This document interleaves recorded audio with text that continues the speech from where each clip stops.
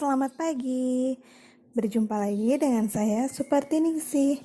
Kali ini kita akan belajar tentang tenaga eksogen. Tenaga eksogen adalah tenaga yang berasal dari luar bumi. Maksud dari luar bumi adalah tenaga yang berasal dari atas permukaan bumi, termasuk kegiatan manusia yang membentuk permukaan bumi. Ini bisa berarti air, angin, organisme, sinar matahari, dan es. Sifatnya merusak atau merombak permukaan bumi yang sudah terbentuk oleh tenaga endogen. Tenaga eksogen juga mengakibatkan bentuk-bentuk muka bumi. Tenaga eksogen dapat berasal dari tenaga air, angin, organisme yang menyebabkan terjadinya proses pelapukan, erosi, denudasi, dan sedimentasi. Contoh, seperti bukit atau tebing yang terbentuk hasil tenaga endogen terkikis oleh angin sehingga dapat mengubah bentuk permukaan bumi. Yang pertama, pelapukan. Pelapukan adalah proses penghancuran massa batuan menjadi massa tanah. Proses pelapukan dipengaruhi oleh banyak faktor, seperti misalnya iklim dan cuaca, topografi, batuan induk, serta organisme yang hidup di atas batuan tersebut. Berdasarkan prosesnya, pelapukan dibagi menjadi 3 jenis. Yang pertama, ada pelapukan fisik atau mekanis. Pelapukan ini adalah proses penghancuran batuan menjadi pecahan yang lebih kecil, terjadi tanpa mengalami perubahan susunan kimia. Biasanya, pelapukan ini terjadi karena perubahan musim, menyusupnya es di celah batuan, atau perbedaan suhu siang dan malam yang ekstrim. Karena itu, saat kamu pergi ke gurun, tidak jarang bebatuan di sana banyak yang pecah. Tidak seperti di kota tempat kamu tinggal. Batunya banyak yang padat dan keras. Hal ini disebabkan karena perubahan suhu siang dan malam di gurun cukup tinggi. Lihat, ada 3 contoh dari pelapukan fisik.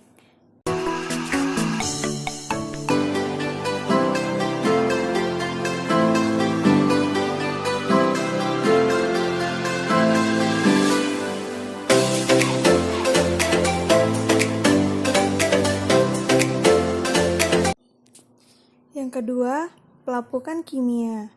Pelapukan kimia adalah jenis pelapukan yang terjadi karena faktor kimia. Salah satu faktor penting dalam pelapukan kimia adalah air. Gembok rumah kamu pasti akan lebih cepat karatan kalau sering terkena hujan. Karat yang timbul itulah yang dinamakan pelapukan kimia. Sewaktu terkena air hujan, akan terjadi yang namanya hidrolisis air. Hal ini membuat tingkat keasaman gembok besi meningkat. Ion H+ yang muncul dari air hujan perlahan-lahan akan membuat korosi. Berikut contoh batuan yang mengalami pelapukan kimiawi.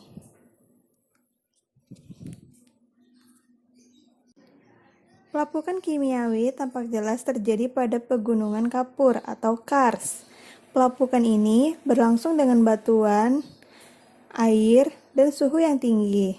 Contoh, stalaktit dan stalagmit di dalam gua. Yang ketiga, pelapukan biologis.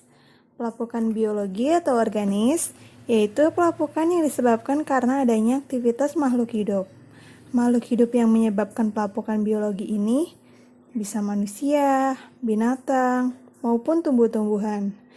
Namun, dari ketiga jenis makhluk hidup tersebut, kita biasanya atau lebih banyak menemukan tumbuhanlah sebagai penyebabnya. Contohnya adalah hancurnya batuan karena adanya tanaman lumut yang hidup menempel di batuan tersebut. Seperti gambar berikut.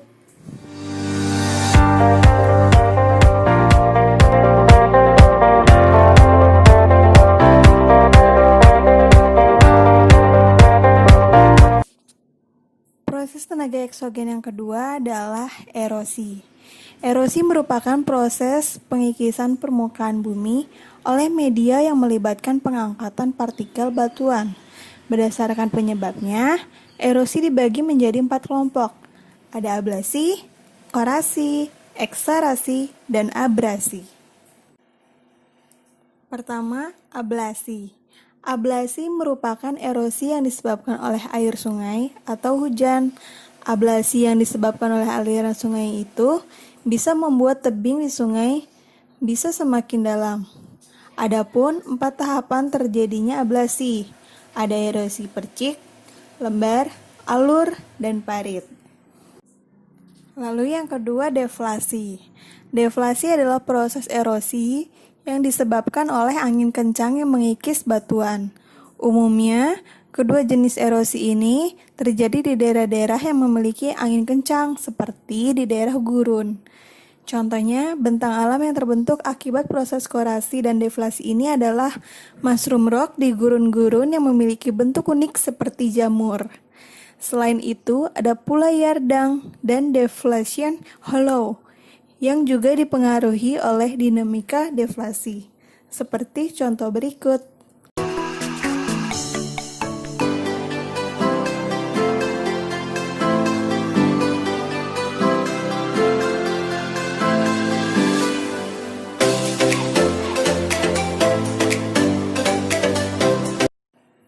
Selanjutnya ada eksarasi. Eksarasi adalah erosi yang disebabkan oleh pergerakan gletser dan es di permukaan bumi. Pergerakan es ini mengikis permukaan batuan atau tanah sehingga menyebabkan erosi. Umumnya, bentang alam eksarasi dapat dilihat di daerah kutub atau di daerah dengan lintang tinggi. Pada gunung-gunung yang sangat tinggi dan memiliki es serta gletser di puncaknya, kita juga dapat mengamati fenomena eksarasi. Seperti contoh berikut. Yang terakhir ada abrasi atau korasi. Korasi atau kerap dikenal sebagai abrasi pada dasarnya adalah pengikisan yang disebabkan oleh partikel yang dibawa oleh agen pengerosi.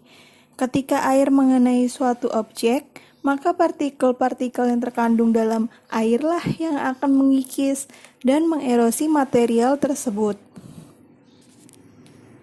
Umumnya, abrasi dapat kita lihat pada sungai-sungai yang memiliki banyak sedimen terbawa. Contohnya, pada sungai-sungai di daerah pegunungan atau sungai-sungai di dekat pertambangan. Selain itu, abrasi juga kerap dilihat di pinggir pantai di mana ombak bersama pasir-pasir kecil yang terbawa mengikis pesisir pantai. Terkadang, tebing-tebing batuan di pantai menjadi cepat hancur karena abrasi ini.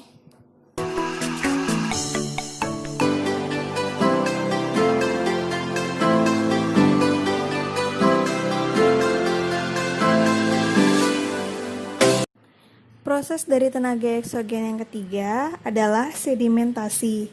Sedimentasi adalah proses pengendapan material-material yang dibawa oleh agen erosional seperti angin, air, ataupun es. Secara umum, ada 3 jenis sedimentasi. Yang pertama ada aeolian yang disebabkan oleh tenaga angin.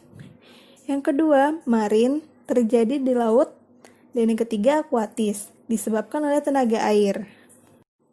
Berikut adalah contoh dari jenis-jenis sedimentasi. Ada sedimentasi akuatis yang disebabkan oleh air, bentuknya adalah kipas aluvial. Ini biasanya merupakan endapan dari sungai yang bermuara di laut.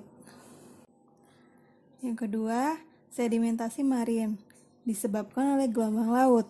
Contohnya adalah tombolo, seperti yang ada di gambar. Dan yang ketiga, sedimentasi geolis yang disebabkan oleh angin. Bentuknya adalah sandun atau gumuk pasir. Di Indonesia, kamu bisa menemui sandun ada di Parangkusumo, Parangtritis, Yogyakarta. Lalu yang terakhir adalah pergerakan massa tanah atau mass wasting. Pergerakan massa tanah atau kerap dikenal sebagai mass wasting adalah pergerakan tanah menuruni suatu lereng perbukitan yang biasanya kita kenal dengan longsor. Berikut adalah contoh gambar dari peristiwa longsor.